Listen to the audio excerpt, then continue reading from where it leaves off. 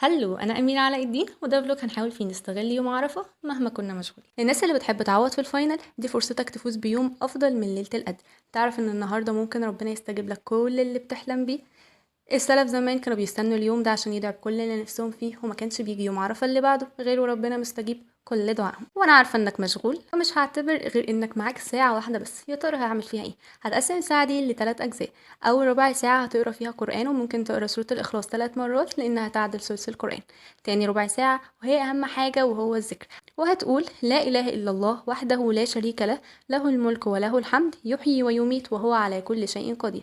واخر نص ساعة وهي اهم حاجة هتدعي فيها بكل اللي نفسك فيه، واهم حاجة تدعي بيقين. ومتنساش تدعي تدخل الجنة. ولو انت مشغول او انت بتنضفي البيت، شغلي التكبيرات واذكري ربنا وادعي بكل اللي نفسك فيه، واستفيدي من الوقت ده، مفيش اي فرصة ضايعة.